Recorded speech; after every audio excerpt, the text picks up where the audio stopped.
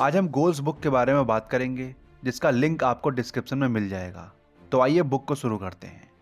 क्या आप अपने जीवन की योजना बना रहे हैं? क्या आप लक्ष्य को पाने के लिए जरूरी कदम उठाने के लिए तैयार हैं? लक्ष्य बहुत महत्वपूर्ण होते हैं। यदि किसी व्यक्ति के जीवन में कोई लक्ष्य ना हो तो उसके पास कोई उद्देश्य नहीं होता है।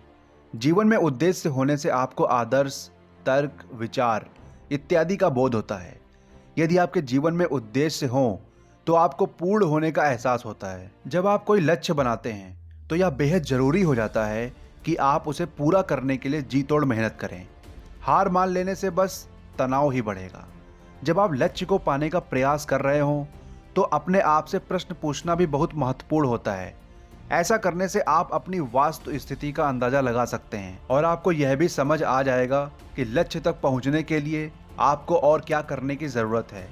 लक्ष्यों को पूरा करना एक महत्वपूर्ण कदम होता है।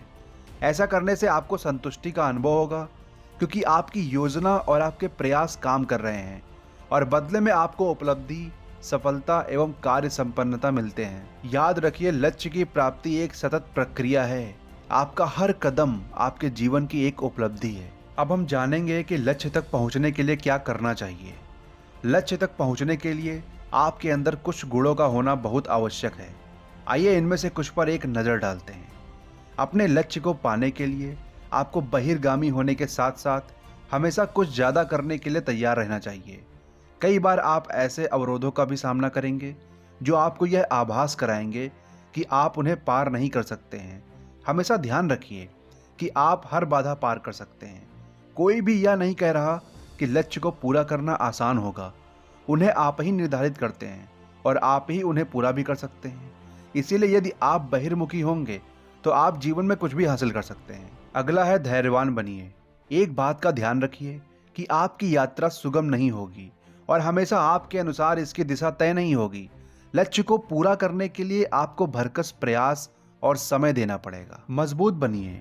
आलोचनाओं को स्वस्थ मन से स्वीकार कीजिए। अपनी यात्रा के दौरान आपको बहुत सारे लोग की बातें सुननी पड़ेंगी। याद रखिए कि हर वक्त आपको सलाह देने वाले व्यक्तियों की मंशा आपको नीचा दिखाने की नहीं होती। वो तो बस आपकी मदद करना चाहते हैं। यदि आपकी मदद के लिए कोई भी व्यक्ति नहीं होगा तो आगे आपको बहुत मुश्किल होने वाली है। अपने आप को अनुकूल बनाइए। आपको अनेक प्रकार की परिस्थिति और परिवेश में अपने आप को ढालना पड़ेगा। फिर चाहे वह कॉलेज की डिग्री लेने की बात हो या अपने कार्यालय में आपका पहला दिन हो। अपने आप को खुले विचारों वाला और लचीला बनाने की कोशिश कीजिए। ऊपर आसमान की ओर देखिए। आपके मन में यह दृढ़ विश्वास होना चाहिए कि सब कुछ संभव है। यदि आपने मन से कुछ ठान लिया तो आप कुछ भी हासिल कर सकते हैं। आप अपने लिए कितने लक्ष्य तय करते हैं यह आपके ऊपर निर्भर करता है।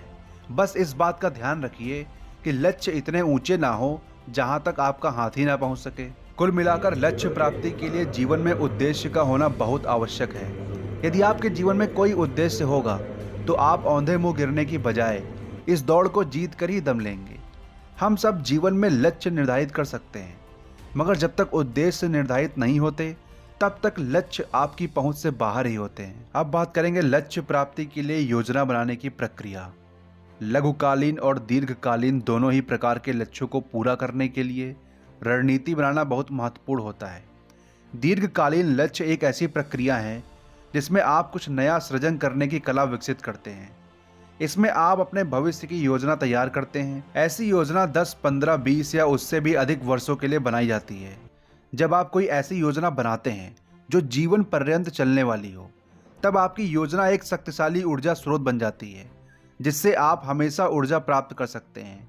उदाहरण के लिए उन लोगों पर नज़र डालते हैं जो जीवन बीमा लेते हैं, जिसमें उनकी मृत्यु के बाद मुआवजा मिलेगा। ध्यान देने योग्य बात यह है कि योजना में कोई भी सही या गलत दृष्टिकोण नहीं होता। यदि अपने व्यस्त दैनिक कार्यों में से थोड़ा सा समय निकालकर आप अपने दीर्घकालीन और लघुकालीन लक्ष्यों को लिख लेंगे तो इससे आपको सही राह पर बने रहने में मदद मिलेगी। योजना बनाने का पहला कदम लक्ष्य का प्रभावी पुष्टिकरण होता है। आप अभी और निकट एवं सुदूर भविष्य में क्या बदलना चाहते हैं, इस बात की पूरी जानकारी आपके लक्ष्य में निहित होनी चाहिए। शुरुआत के लिए आपको परिणाम के मापदंड पर अपने लक्ष्य की पुष्टि करनी चाहिए। दार्शनिक परिणाम के आधार पर अपने लक्ष्य को मापिए। विस्तार से सोचिए कि लक्ष्य को पूरा कर लेने से आपके भविष्य में क्या बदलाव आने वाला है। इन परिणामों को लिख लीजिए। जब आप अपने इस दृश्य के विवरण को लिख रहे हों, तब परिणाम को महसूस कीजिए, उन्हें देखने की कोशिश कीजिए, सुनने की कोशिश कीजिए, इन भावों को भी लिखने का प्रयास कीजिए, इस अनुभव को जीने की कोशिश कीजिए। मान लीजिए आप अपने आप से कहते हैं कि आप इस वर्ष के अंत तक अंग्रेजी में एक कोर्स पूरा करना चाहते हैं, तो अपने मूल्यांकन व आकलन इत्यादि के साथ उद्देश्य को भी शामिल करना पड़ेगा। अतः उद्देश्य जाहिर करने से आपके मन में लक्ष्य प्राप्ति का विचार आता है। यदि आपके पास कोई उद्देश्य ही नहीं है, तो फिर योजना और लक्ष्य का कोई मतलब नहीं रह जाता। मूल्य, विचार, मापदंड, उद्देश्य इत्यादि पर गौर कीजिए और यह समझने की कोशिश कीजिए कि ये कैसे आपके लक्ष्य प्राप्ति में सहायक हो सकते हैं। मापदंड का अर्थ होता है लक्ष्य या उसकी योजना की क्षमता का आकलन करना, जो आगे चलकर आपके उद्देश्य का आकलन करते हैं। उद्देश्य का मतलब होता है कारण, वे कारण जो आगे जीवन में मील के पत्थर स्थापित करते हैं। उद्देश्य से ही विचार, तर्क शक्ति, आदर्श, कार्य प्रणाली, इरादा इत्यादि का सृजन होता है। इसके अलावा उद्देश्य हमें गंतव्य, ध्येय और परम लक्ष्य की ओर भी ले जाते हैं। अतः आप एक के बिना दूसरे की कल्पना नहीं कर सकते, ये अकेले काम नहीं करते। मूल्य का अर्थ होता है वे आदर्श या मापदंड जो अपने लक्ष्य तक पहुंचने के लिए हम तैयार करते हैं या बनाते हैं। मूल्य हमारी नैतिकता, आचार विचार, आदर्श इत्यादि को बढ़ावा देते हैं। यदि आपके पास मूल्य नहीं होंगे तो लक्ष्य प्राप्ति मुश्किल हो सकती है। किसी भी व्यक्ति का प्रमुख विश्वास ही उसका आदर्श होता है। बाधाओं के आर पार स्पष्ट रूप से देखने के लिए आपको नैतिकता और नीति की जरूरत पड़ती है। यदि आपके पास विश्वास या श्रद्धा नहीं है तो आपका उद्देश्य खोखला है। फिर आपके विचार से आप जीवन में क्या हासिल कर सकते हैं? जब आप पूरी ईमानदारी से लक्ष्य का पीछा करते हैं, तब आपको फर्क नहीं पड़ता कि कोई आपके बारे में क्या कह रहा। कुछ लोगों की उन बातों में भी टांग अड़ाने की आदत होती है जिनसे उनका कोई सरोकार नहीं होता। ऐसे लोग अक्सर लक्ष्य तक पहुंचने की आपकी राह को मुश्किल बना देते हैं, विशेषकर तब जब आप उन्हें ऐसा करने देते हैं। जब कोई व्यक्ति किसी वार्तालाप का हिस्सा न होने के बावजूद उसमें टीका टिप्पणी करता है, तो हमें बहुत खीज होती है। आपको हमेशा ऐसी सलाहें सुनने को मिलेंगी जिन्हें आप सुनना नहीं चाहते हैं, मगर यह आपकी जिम्मेदारी है कि आप उनको कुंद कर दें और अपने लक्ष्य, अपने ध्येय पर ध्यान केंद्रित करें। अन्य शब्दों में कहा जाए तो जीवन के विभिन्न पड़ावों पर आपको ऐसे लोग मिलेंगे जो अपनी सलाह देकर आपकी मदद करना चाहेंगे। कभी कभी वे सलाहें विवादास्पद भी हो सकती हैं। आइए कुछ उदाहरणों से समझने की कोशिश करते हैं। जय का सबसे पहला लक्ष्य कॉलेज से स्नातक की पढ़ाई पूरी करना था। जब वह स्कूल की पढ़ाई कर रहा था, तब हर वक्त उसके पिता उसे यह कहते थे कि उसका लक्ष्य कभी पूरा नहीं होगा। उनकी इस सोच के पीछे जय के दोस्त थे जिन्हें वे बुरी संगत मानते थे। इससे जय को बहुत खिन्नता होती थी, क्योंकि वह अपने लक्ष्य के लिए बहुत मेहनत कर रहा था और बदले में उसे बस यही सुनने को मिलता था कि इस रफ्तार से वह कभी अपने लक्ष्य तक नहीं पहुंच सकेगा। जब जय अपने पिता को समझाता था कि उसके दोस्त कभी भी उससे ऐसा कोई काम नहीं करवा सकते जो वह नहीं करना चाहता हो, तब उनको बहुत शक होता था। अंततः जय ने अपने पिता को गलत साबित कर दिया और उसने बेहतरीन अंकों के साथ स्नातक की परीक्षा उत्तीर्ण की। वह अद्भुत क्षण था। जय ने वही किया जो उसे करना चाहिए था। उसने अपना ध्यान अपने लक्ष्य पर केंद्रित रखा और वह उसे हासिल करने में भी सफल हुआ। निसंदेह ध्यान भटकने ना देना एक संघर्ष है, मगर अंत में हर संघर्ष का फल उसे मिल गया। जीवन के महत्वपूर्ण हिस्सों पर ध्यान बनाए रखना बहुत आवश्यक है, चाहे जीवन में कैसी भी परिस्थिति आ जाए। आखिर यह डगर तो अनजाने मोड़ों से भरी पड़ी है, फिर भी आप अपने लक्ष्य तक पहुंच सकते हैं। आपको बस पीछे मुड़कर अफसोस करने की बजाय आगे का मार्ग प्रशस्त करना है। परिस्थितियां चाहे कैसी भी हों, आपने अपने अतीत में जो भी किया उनका आज कोई औचित्य नहीं है, वह अब काल का हिस्सा बन चुका है। आप अपने जीवन में क्या पाना चाहते हैं और उसके लिए क्या कर सकते हैं? लक्ष्य प्राप्ति इसे सत्यापित करने का तरीका है। खाली समय में शांत होकर बैठिए और अपने लक्ष्यों को कागज पर लिखिए। हो सकता है कि आरंभ में यह सूची आपको अंतहीन लगे, क्योंकि आप अपने में ठान लें तो कुछ भी हासिल कर सकते हैं। जब आप अपने लक्ष्यों की सूची पर नजर डालेंगे तो थोड़ा समय निकालकर यह देखिए कि इनमें से कितना आपने पूरा कर लिया है। उदाहरण के लिए, स्कूल की पढ़ाई पूरी करना, शादी करना, बच्चे पैदा करना।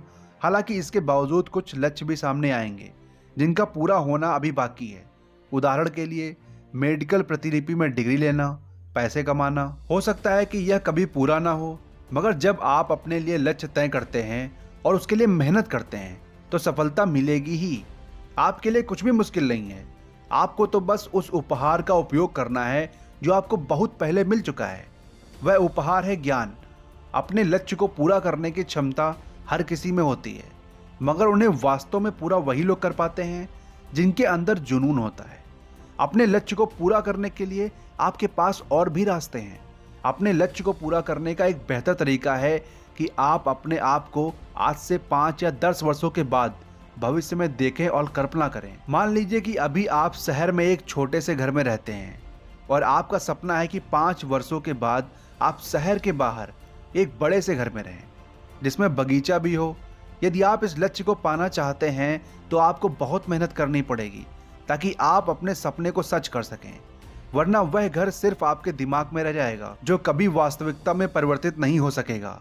जो भी व्यक्ति अपने जीवन की गहराइयों में झांक कर चिंतन करता है वह जानता है कि उसे अभी कई लक्ष्य हासिल करने हैं। इस बात से कोई फर्क नहीं पड़ता कि आपके लक्ष्य छोटे हैं या बड़े, क्योंकि हर लक्ष्य को हासिल किया जा सकता है। अपने आप से पूछो कि आप अपने जीवन में क्या करने की योजना बना रहे हैं। क्या आप जानते हैं कि अगले 10 वर्षों में आप कहाँ होंगे? यदि आपके पास इन 2 प्रश्नों का उत्तर नहीं है तो आपको अपने लक्ष्य निर्धारण पर ध्यान देने की आवश्यकता है, क्योंकि आगे और भी सवालों का जवाब देना पड़ेगा। लक्ष्य निर्धारण का मकसद आपको यह ज्ञात करना होता है कि आप जीवन में क्या पाना चाहते हैं। इन प्रश्नों का जवाब और कोई नहीं बल्कि सिर्फ आप दे सकते हैं। अपने लक्ष्य को पूरा करने के अनेक तरीके हैं। लक्ष्यों को लिख लेना भी एक तरीका है। जब आपको थोड़ा समय मिले तो आराम से बैठकर उन लक्ष्यों के बारे में सोचिए जिन्हें आपने अभी तक पूरा नहीं किया है। जब आप अपने विचार लिख रहे हों तब थोड़ा सा चिंतन इस बात पर भी कीजिए कि इन्हें आप किस प्रकार पूरा कर सकते हैं। ऐसा करने से आपको यह पता चलेगा कि लक्ष्य को पूरा करने के लिए आपको अभी और कितनी मेहनत करने की ज़रूरत है। वह व्यक्ति मत बनिए जो अपने घर में टेलीविज़न के सामने बैठकर यह सोचता है कि समय कैसे बीत जाए। उसी तरह वह व्यक्ति भी मत बनिए जो 5 वर्षों के बाद इस बात का रोना रोता हो कि मेरे जीवन में यह क्या हो गया। ऐसी समस्याएं हमारे सामने अक्सर आती रहती हैं जिनका हमें सामना करना पड़ता है। अब हम जानेंगे लक्ष्यों का महत्व। अपने जीवन में जो सबसे महत्वपूर्ण काम आप कर सकते हैं वो है लक्ष्यों को पूरा कर लेना। भले ही कितनी भी मेहनत करनी पड़े, मगर अपना काम पूरा कीजिए, हिम्मत मत हारिए। अपने लक्ष्य को पूरा करने के लिए आपको बहुत सक्रिय रहना पड़ेगा। ज़रूरत पड़ने पर ज़्यादा काम करने से मत डरिए। हमेशा नया सीखने के लिए तैयार रहिए। नई तकनीकी सीखिए, नए तरीके सीखिए, नए विचार पर गौर कीजिए। आपने अपने लिए जो लक्ष्य तय किए हैं उन्हें पूरा करने के लिए तत्पर रहिए। जब तक आप उस दिशा में काम नहीं करेंगे तब तक यह सब सपना ही रहेगा। जो भी ज़रूरी हो कीजिए और हार मत मानिए। आपको हमेशा ऊर्जावान रहना होगा। यदि आप सुस्त रहेंगे तो लक्ष्य प्राप्ति की राह कठिन हो जाएगी। आपको भरपूर नींद भी लेनी चाहिए ताकि आप हर दिन होने वाले तनाव से लड़ सकें। स्वभाव को शांत बनाइए ताकि आपको क्रोध ना आए और आपके साथी जन इससे दुखी ना हों। समय सबसे महत्वपूर्ण है। कोशिश कीजिए कि आप अपना हर काम समय पर पूरा कर सकें। यदि आप पूरे मन से प्रयास करेंगे तो कोई भी लक्ष्य हासिल करना मुश्किल नहीं होता। अपने लक्ष्य को पूरा करना बहुत आवश्यक होता है, इसीलिए बार बार प्रयास कीजिए। लक्ष्य प्राप्ति अक्सर इसलिए मुश्किल हो जाती है क्योंकि हमें यह नहीं पता चलता कि आखिर हम जीवन में क्या पाना चाहते हैं। आपकी उम्र के संदर्भ में यह थोड़ा अटपटा लग सकता है, मगर जब आप इसके बारे में सोचेंगे तो आपको इसका अर्थ समझ में आ जाएगा। कई लोग अपने भविष्य के बारे में सोचे बगैर ही अपना जीवन व्यतीत करते रहते हैं और अंततः उनका जीवन व्यर्थ हो जाता है। आप ऐसे लोगों की श्रेणी में तो नहीं आना चाहते। यूं ही समय नष्ट करने के लिए यह जीवन बहुत छोटा है। जैसे जैसे आप जीवन में आगे बढ़ें, अपने आप से पूछिए कि आपके मूल्य क्या हैं और आपके लिए उनका क्या महत्व है। यदि आपका कोई लक्ष्य है तो उसके लिए शर्मिंदा होने की ज़रूरत नहीं है, बल्कि उन्हें पूरा करने के लिए मेहनत कीजिए। अपने लक्ष्य को पूरा करने के लिए बहिर्मुखी बनिए और हर वक्त कुछ नया सीखने के लिए तत्पर रहिए। आपके लक्ष्य आपसे उतनी ही दूरी पर हैं जितना आप सोचते हैं। यदि उन्हें हासिल करने के लिए आप मेहनत करेंगे तो आप उन्हें हासिल कर ही लेंगे। यदि अपने लक्ष्य को पाने के लिए आप मेहनत नहीं करेंगे तो आपका गोल पोस्ट आपसे दूर होता रहेगा। कोई भी आपको शिक्षा या नौकरी यूं ही नहीं देगा, उसके लिए आपको मेहनत करनी पड़ेगी। इस दुनिया में कुछ भी यूं ही हासिल नहीं होता, विशेषकर लक्ष्य। अपने लक्ष्य की प्राप्ति आपके जीवन की सबसे बड़ी उपलब्धि होती है। यदि आपके पास कोई लक्ष्य ना हो तो फिर आपको जीवन में कोई उम्मीद नहीं रह जाती। लक्ष्यों को चिन्हित करने से आप यह जान पाते हैं कि जीवन में आपकी क्या योजना है। हम में से अधिकतर लोगों के लिए पहला लक्ष्य होता है स्कूल की पढ़ाई पूरी करना। अगला लक्ष्य अपनी पसंद के कॉलेज में दाखिला लेना होता है। यह एक बेहद महत्वपूर्ण समय होता है क्योंकि इस वक्त आपको यह पता चलता है कि आप किस काम के लिए बने हैं। अगला है जब आप एक बार दुनिया में अकेले निकल जाते हैं, तब आपको एक नौकरी की ज़रूरत पड़ेगी। वह आपकी पढ़ाई से संबंधित हो या नहीं, यह आपके ऊपर निर्भर करता है। हो सकता है आप अभी एक साधारण सी नौकरी कर लें या फिर वापस कॉलेज जाकर अपनी पढ़ाई पूरी करें, या फिर यह भी संभव है कि आप अपनी पढ़ाई पूरी करने के तुरंत बाद उससे ही संबंधित कोई नौकरी कर लें। अब हम बात करेंगे लक्ष्यों को निर्धारित करने के लिए उनको गहराई से समझना। लक्ष्यों के निर्धारण की प्रक्रिया को समझने के लिए हम कुछ ऐसे बिंदुओं पर चर्चा करेंगे जो अक्सर लोग लिखना भूल जाते हैं। सिद्धांत, कसौटी, मूल्य, जागरूकता, प्रयास, उद्देश्य इत्यादि ऐसे ही कुछ बिंदु हैं। कसौटी का मतलब होता है वह समय जो आप अपने लक्ष्य को पाने के लिए निर्धारित करते हैं। मूल्य आपके लक्ष्य को एक महत्ता प्रदान करते हैं। यह वह प्रक्रिया है जो कि लक्ष्य के महत्व को और भी मजबूत करती है। जागरूकता आपको अपने लक्ष्य के प्रति हमेशा सचेत रखती है। यह आपको अपनी योजनाओं के अमल को लेकर सचेत रखती है। जागरूक रहने से आप अपने प्रयासों के प्रति ईमानदार रहते हैं। प्रयास सर्वोपरि होता है क्योंकि यही तो लक्ष्य तक पहुंचने का जरिया होता है। प्रयास के अंतर्गत संघर्ष, परिश्रम, क्षमता, बल समेत वे सभी शब्द आते हैं जिनकी आप सामान्य तौर पर कल्पना भी नहीं करते। उदाहरण के लिए, जब आप अपने लक्ष्य को प्राप्त करने के लिए प्रयासरत रहते हैं तब आपको संघर्ष करना पड़ता है, जो आपको और अधिक बल लगाने के लिए मजबूर करता है और आपको अपने लक्ष्य को पाने के लिए प्रेरित भी करता है। उद्देश्य आपको प्रयास करने का एक कारण देता है। लक्ष्य आपको नए विचार और तरीके बनाने का मौका देते हैं और आपको अपने लक्ष्य की ओर ले जाते हैं। सिद्धांत और उद्देश्य एक दूसरे के पूरक हैं और इनको एक दूसरे के बिना नहीं देखा जा सकता, मगर उद्देश्य का स्थान सिद्धांत से थोड़ा ऊपर होता है। उद्देश्य हमारा ध्यान मकसद पर केंद्रित करने के साथ साथ हमें तर्क संगत भी रखते हैं। यदि आपके पास एक उद्देश्य हो तो आप अपने मकसद, निशाने और लक्ष्य के प्रति हमेशा सजग रहेंगे। अब बात करेंगे लक्ष्य निर्धारण कैसे करें। अब जरा एक पल के लिए मन को शांत कीजिए और 4 प्रश्नों के उत्तर सोचिए। क्या आप अपने भविष्य की योजना बना रहे हैं? आपकी योजनाएं क्या हैं? क्या इसके लिए आपके पास कोई रणनीति है? वह रणनीति क्या है? क्या आप भविष्य की ओर कदम बढ़ाने के लिए तैयार हैं? क्या आपके मन में कोई भय है? क्या आपके अंदर इस भय को जीत पाने की क्षमता है? क्या आप अपने लक्ष्य को पाने के लिए जी तोड़ परिश्रम करने में सक्षम हैं? क्या आपका कोई लक्ष्य है? क्या आपके पास कुछ लघुकालीन और दीर्घकालीन लक्ष्य हैं जो एक दूसरे के सामंजस्य में काम करते हैं? यदि आप अपने लक्ष्य को पूरा करने में सफल ना हो पाए तो उस वक्त के लिए आपके पास कोई बैकअप योजना है? क्या आपका कोई उद्देश्य है? क्या आपका कोई उद्देश्य स्पष्ट है? यदि आपका कोई उद्देश्य नहीं है तो फिर बेहतर होगा कि आप एक बार फिर से सवालों की सूची बनाना शुरू करें। जैसा कि आप देख सकते हैं कि सवाल पूछने से आपका दिमाग और भी खुले तौर पर सोचता है। जब आप अपने लिए कोई लक्ष्य बनाएं तो खुद से अपने मत को स्पष्ट करने के लिए प्रश्न पूछें। जब आप खुद से निरंतर सवाल पूछेंगे तब आपके मन में नए नए विचार भी आएंगे। ऐसे विचार विभिन्न परिस्थितियों में आपको आगे की राह दिखाएंगे। इसीलिए यह बेहद जरूरी है कि आप बेहद गहराई से उनका अध्ययन करें। ये लक्ष्य तक पहुंचने के लिए एक सटीक योजना बनाने में आपकी सहायता करेंगे। अपने लक्ष्य को निर्धारित करने से आप यह समझ सकते हैं कि आप जीवन में क्या पाना चाहते हैं। एक शोध में यहाँ तक कहा गया है कि यदि किसी व्यक्ति के जीवन में लक्ष्य, योजना, उद्देश्य ना हो तो उसके जीवन का कोई मतलब नहीं रह जाता। जो लोग लक्ष्य निर्धारित नहीं करते हैं, उनके लिए कोई योजना नहीं बनाते हैं और जिनके पास कोई उद्देश्य नहीं होता है, अक्सर वे जीवन में कुछ भी हासिल नहीं करते हैं।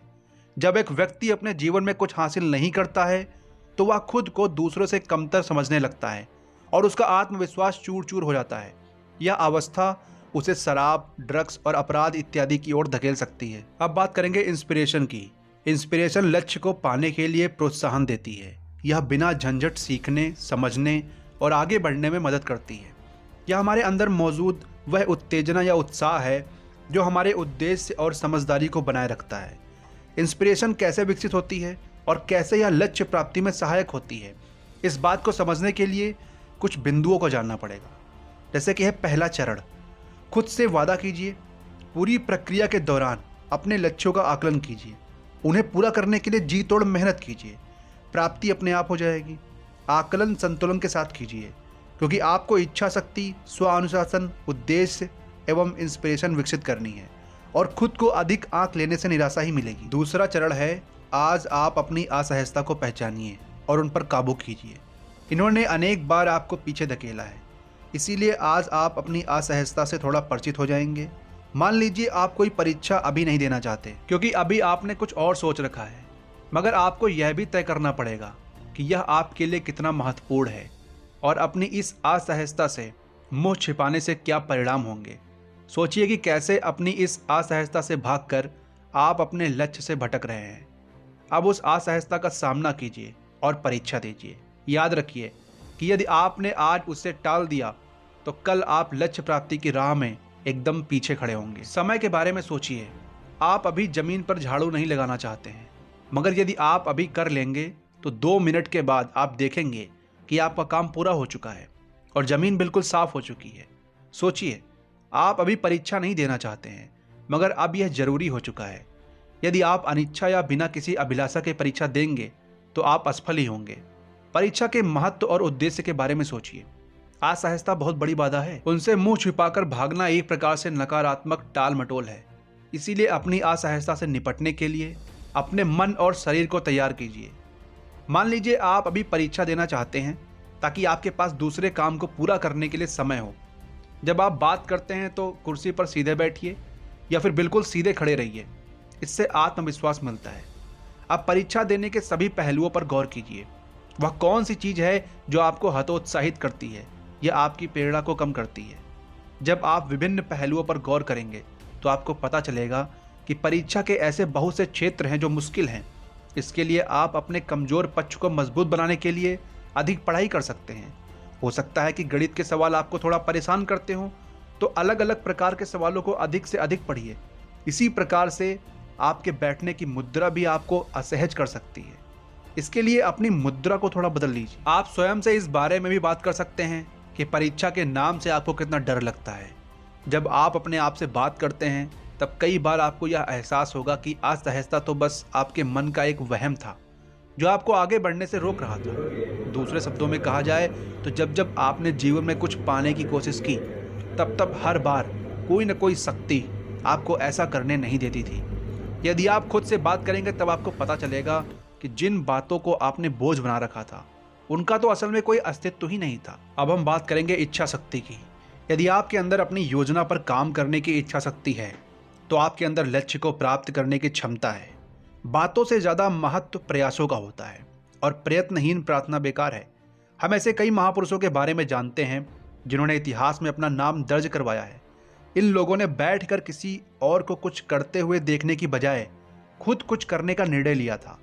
यदि आपका आत्मविश्वास मजबूत है तो लोग उसकी इज्जत करते हैं और लक्ष्य प्राप्ति में मदद भी करते हैं। अपनी भावना पर कार्य करने का एक उदाहरण मार्टिन लूथर किंग जूनियर से समझिए। वह एक ऐसे व्यक्ति थे जो अपने विचार पर अडिग रहते थे। उन्होंने अनेक यातनाएं भी झेली और बहुत संघर्ष भी किया, मगर उन्होंने अपने लक्ष्य को पाने के लिए प्रयास करना कभी नहीं छोड़ा। सन 1929 में, जिनमें मार्टिन लूथर किंग जूनियर ने बुकर पहुंचकर यूनिवर्सिटी अटलांटा लैब स्कूल में दाखिला लिया। उन्होंने परीक्षा में बहुत अच्छा प्रदर्शन किया और 15 वर्ष की उम्र में कॉलेज पहुंच गए। सन 1948 में उन्होंने समाजशास्त्र से स्नातक किया। वह हमेशा कुछ नया सीखना चाहते थे और इसीलिए वह अपनी पढ़ाई के साथ साथ धार्मिक सम्मेलनों में भी भाग लिया करते थे। अपने इन प्रयोजन के दौरान उन्होंने अनेक सम्मानीय पुरस्कार भी हासिल किए।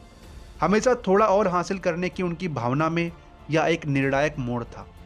उनके पास हासिल करने की इच्छा शक्ति थी।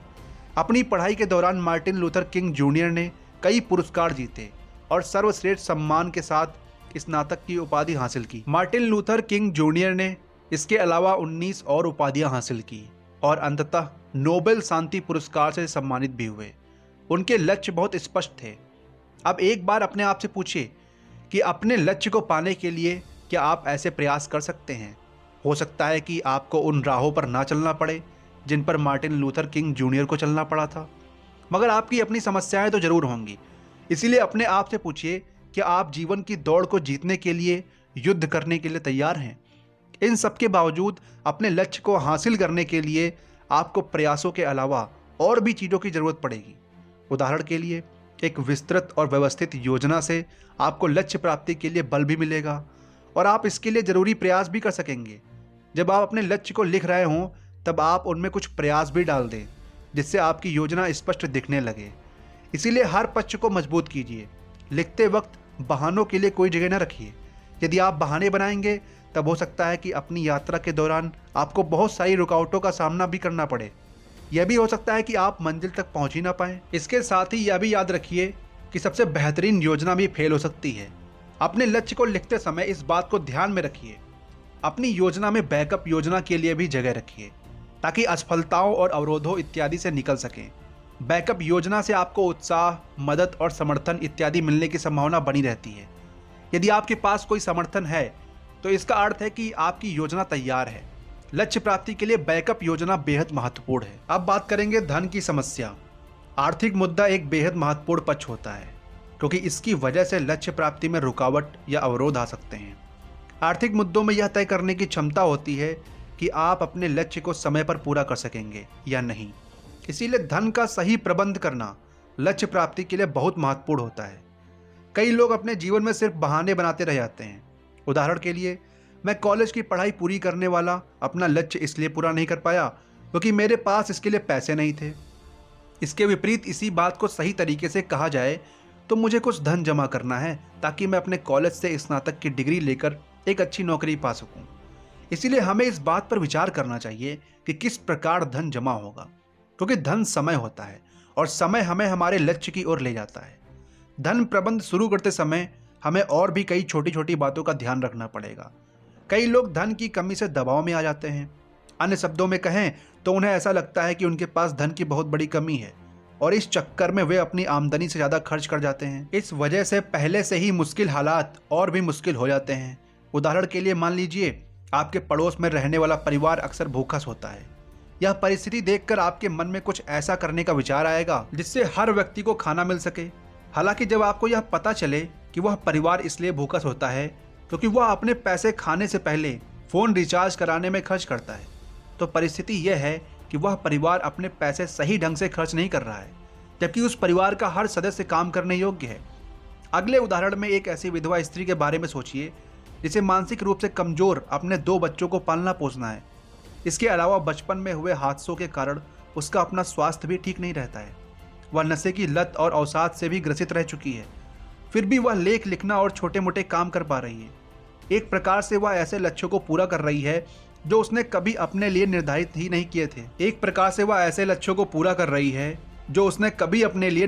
नहीं किए थे। इसीलिए बहाने बनाने की बजाय अपने पैसों का सही इस्तेमाल करना शुरू कीजिए।